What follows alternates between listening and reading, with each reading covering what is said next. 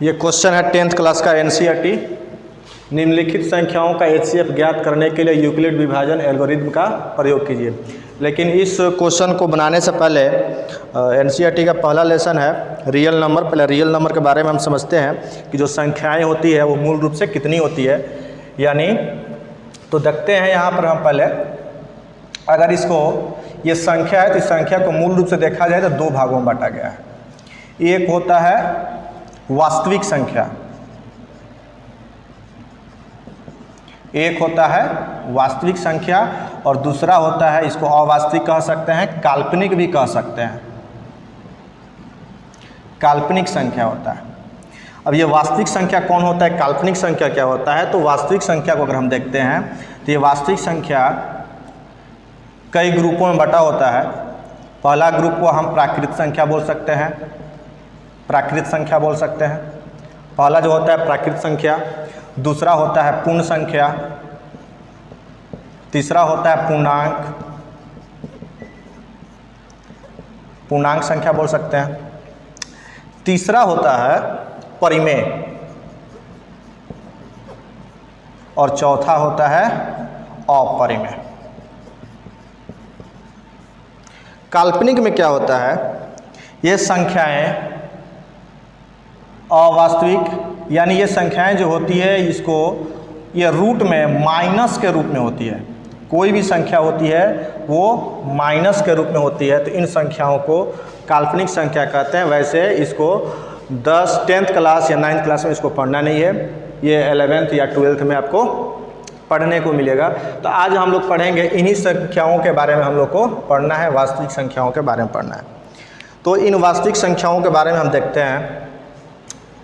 जो क्वेश्चन जो दिया है यहाँ पर, निम्नलिखित संख्याओं का एचसीएफ ज्ञात करें। ज्ञात करने के लिए यूक्लिड विभाजन एल्गोरिथम का प्रयोग कीजिए।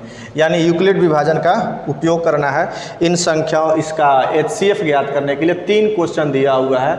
ये एनसीईआरटी के 1.1 एक्सरसाइज का ये पहला क्वेश्चन, तीन क्वेश्चन दिया हुआ है। इसमें से ये पहला क्वेश्चन है 135 और 225 का एचसीएफ निकालना है, और वो भी किस मेथड से, तो यूक्लिड विभाजन के नियम से बनाना है।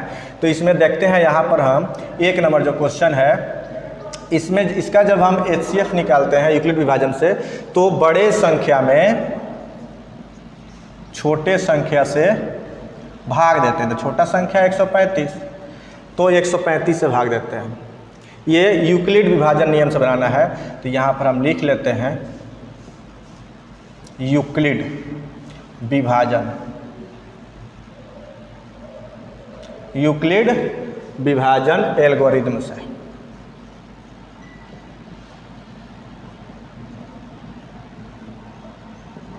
यूक्लिड विभाजन एल्गोरिथम से देखते हैं। तो यहाँ पर छोटे संख्या से हम क्या करते हैं, बड़े संख्या में भाग देते हैं।